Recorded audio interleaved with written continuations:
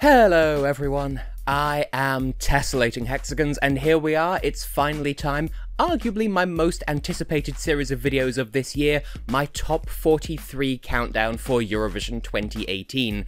Now, if you're new to my channel, every year I split the countdown up into 4 segments and then do them every Monday in April. Now, this year there have been 5 Mondays in April, so I just skipped the first week so I had more time to confirm what my exact top 43 would be, but we are starting today. Now, because there's a strange number of participants, that means that I'll be doing 11 songs every week and then my top 10 in the final week. So today we'll be counting down from my 43rd place down to my 33rd place. And I do very much invite you to leave your personal top 43 in the comments under this video, because just like every year, or as of 2 years ago anyway, I'll be collecting everyone's top 43s and I'll put them together into what I call a mega top 43, where I calculate everyone's favourite song by adding together everyone's top 43s from the comments plus mine, and we'll see who the winner is. That's been interesting for the past 2 years, and I invite you to join me. For the moment though, how about we start with my personal top 43 countdown, because I know people are dying to hear it. So we'll start, as is logical, with 43rd place, and it should come as no surprise to anyone that my least favourite song this year is Norway.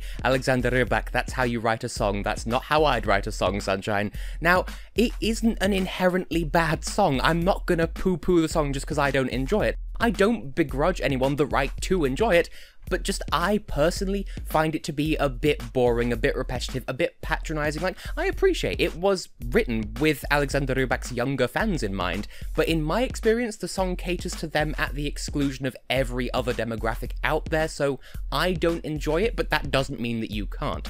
I don't find it to be a suitable follow-up to Fairy Tale given his reputation, but, you know, you do you. If you like this song, that's completely fine. It's just not got what I'm looking for in a Eurovision song, personally. Now, a new feature that I'm adding to this countdown as of this year, I'm going to talk about my favourite lyric from every entry as well, and I do have a favourite lyric for every single song, with one exception, so I want to give every song a fair shot. And my favourite lyric from Norway is, "You know you've got a talent, whatever it may be," which, maybe that's a bit of a generously optimistic way of looking at the world, but it's still nice. It fits the overall theme of appealing to young people to, like, hey, look, you are the future, you can do this thing, and I do appreciate that, even if I don't entirely believe it, but hey, self-defeating self-esteem or lack thereof.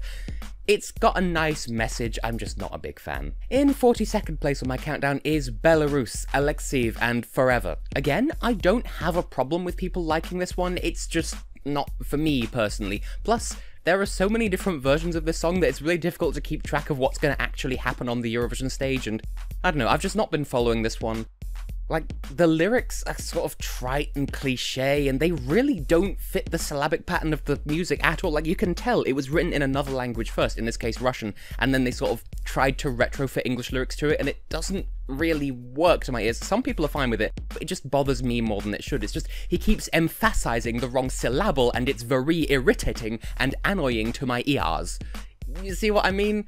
Plus, I'm not a big fan of his vocal style. Like, obviously some people will like that, and that's fine, it's just not the sort of thing that I typically enjoy, and this countdown is my personal opinion. Still, my favourite lyric in this one is the recurring motif of "it must be something we call love." Now, when I first noted that down as my favourite lyric, I had a compelling reason, because it sounded poetic and something. I don't remember what that reason was, but I do still hold on to that feeling of, that's actually a pretty nice theme to structure the lyrics around, so I respect that much. It's just not a song that I find myself coming back to. In 41st place, and this is going to rattle so many feathers, but please do hear me out.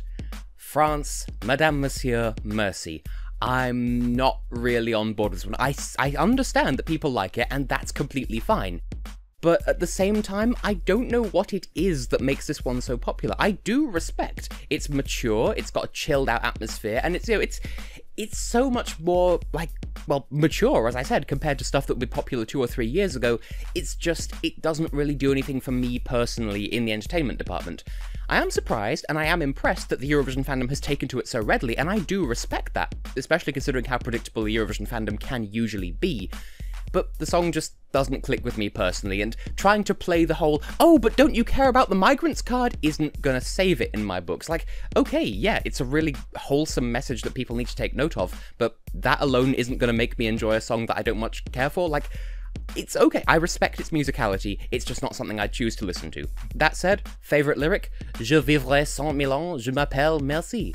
I will live for 100,000 years, my name is Mercy. Kind of self-explanatory, even though it's supposed to be about one specific migrant girl, I think, it also applies to the concept of mercy, this idea of show compassion because compassion lasts forever, you know, only love survives, to throw back to 2013. So it's a respectable message. I just don't enjoy the song as much as other people do, and I think that's completely fine. In 40th place, and I'm kind of surprised this is as high as it is, but Moldova, Dorados, My Lucky Day. Dorados are capable of better. I've heard other songs of theirs that are so much better than this one, just because, like, I hope they do something clever with the staging of this one, because it has potential, I will give it credit. And it can be fun if you're in the right mood, but if you're not in the right mood, it's, like, musically, it's repetitive, and it does have that musical diversity that it needs, but it comes way too late in the song, you know, where they start singing along with the melody.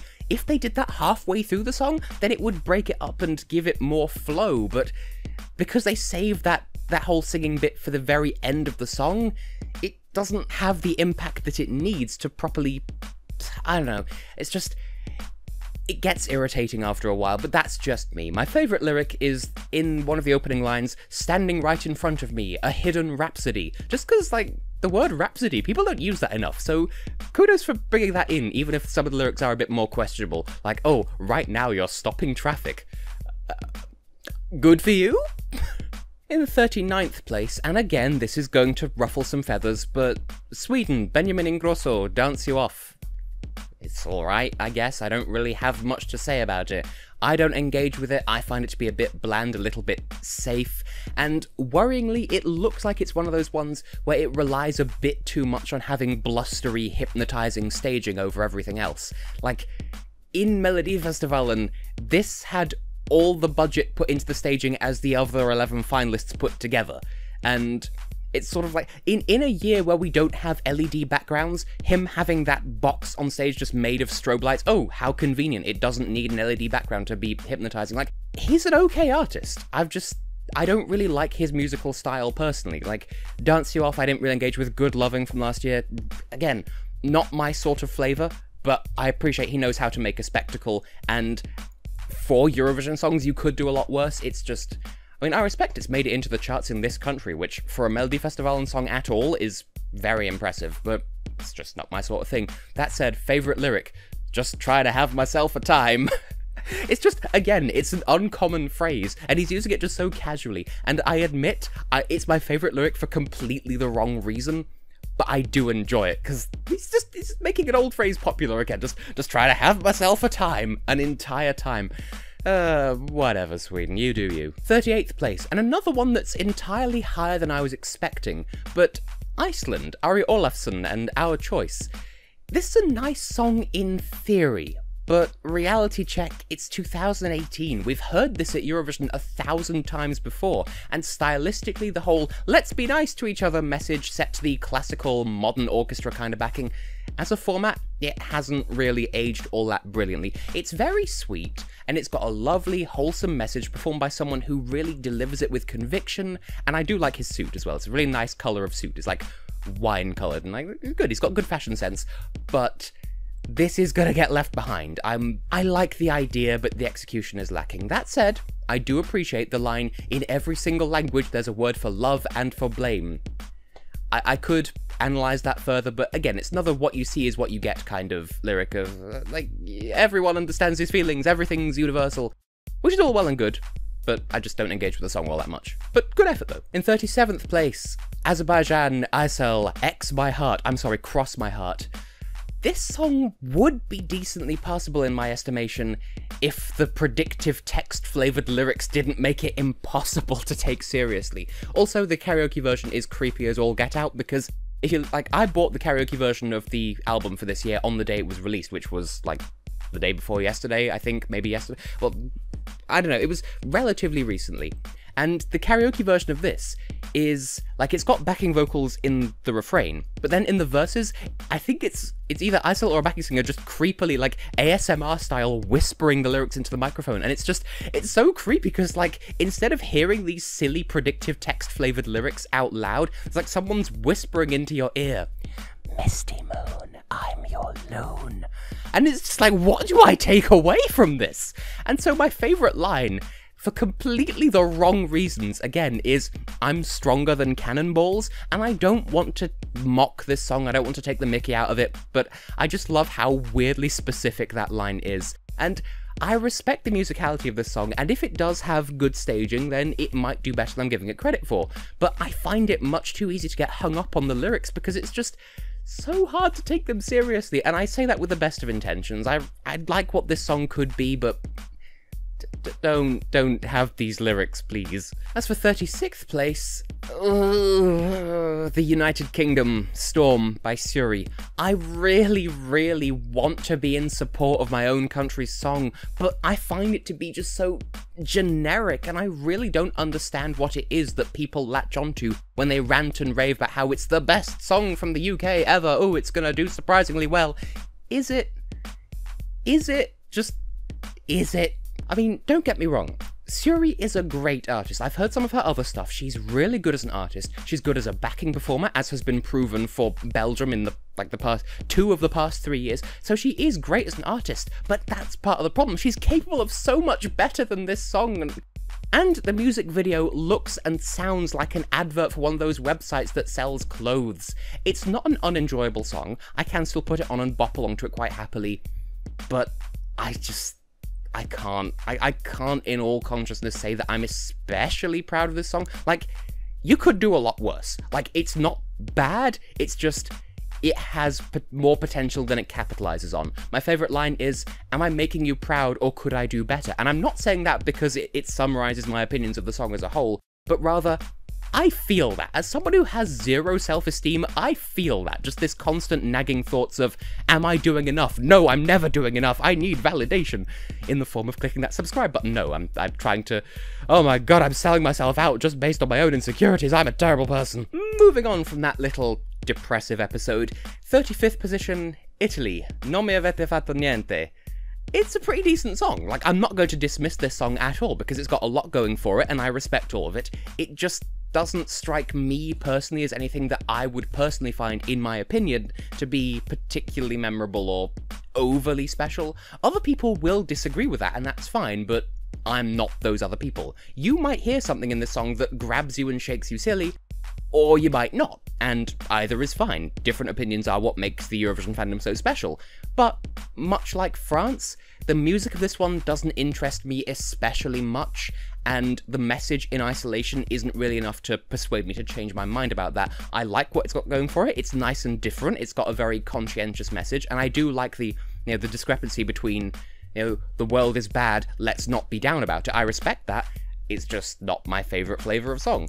But my favourite lyric in this one is, non esiste bomba pacifista. There are no pacifist bombs. There's no such thing as a pacifist bomb, which, like, I pointed that out to my mother who doesn't speak Italian, and she's like, well, no duh, there aren't pacifist bombs, but, like, I like the poetry of that line, sincerely. Like, there are some songs where I've picked out a favourite lyric because it's the one I'm least unmoved by, but in this case, like, positively, this is one of the ones that persuaded me to have a favourite lyric section of this top 43 in the first place, because it's just, it hits you, or at least it hits me. There are no pacifist bombs. As my mother once said, I don't know if it's an actual quote or if it's just something my mother came up with, but fighting wars for peace is like f***ing in the name of virginity. And that sort of sums that up quite nicely, so, yeah, pardon my language. In 34th place on this countdown, and we are getting into some rather difficult territory now, Romania, The Humans, and Goodbye, or Human Touch, as they were erroneously credited on Eurovision.tv for a while. Now, this one, I do like to enough of an extent that I'm sad that I can't put it any higher than 34th. This is a really difficult year to put into a ranking because, like, I'll look at the song and think, why isn't it higher up? And then I look at what's above it and I'm like, oh yeah, that's unfortunate. Because I really appreciate the message of this song on a personal level. The lyrics sort of read like someone pleading with a sufferer of depression, like they're trying to persuade them that everything will be okay, and I feel that firsthand. I've been on both sides of that discourse with my friends. It has the right amount of melancholy to the music to convey that feeling as well. Just, I feel it on so many levels, and I hate that I've had to put it so low. Just, the song comes to mind when I remember it with more lethargy than it ought to. And so there are other songs this year that I find to be a bit more engaging or as like more enjoyable overall packages, but it is still a song that Romania can be proud of, and I wouldn't be upset to see it in the final.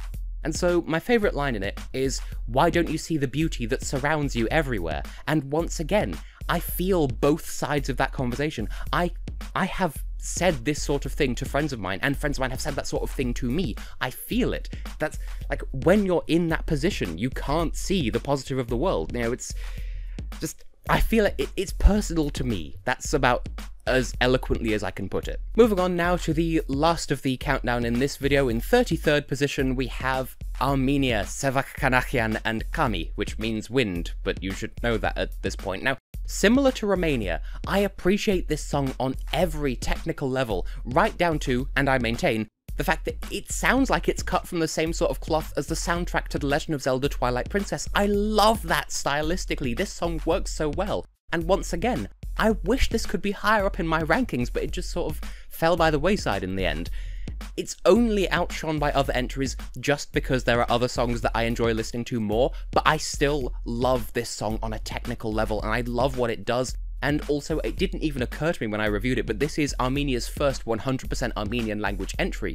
There have been other entries that have been like bilingual and that sort of thing, but this is the first time it's been 100% Armenian, and I respect it. It's a really good representative of the language as a whole. And so, I'm probably about to butcher the pronunciation, but my favourite line is the first line of the refrain.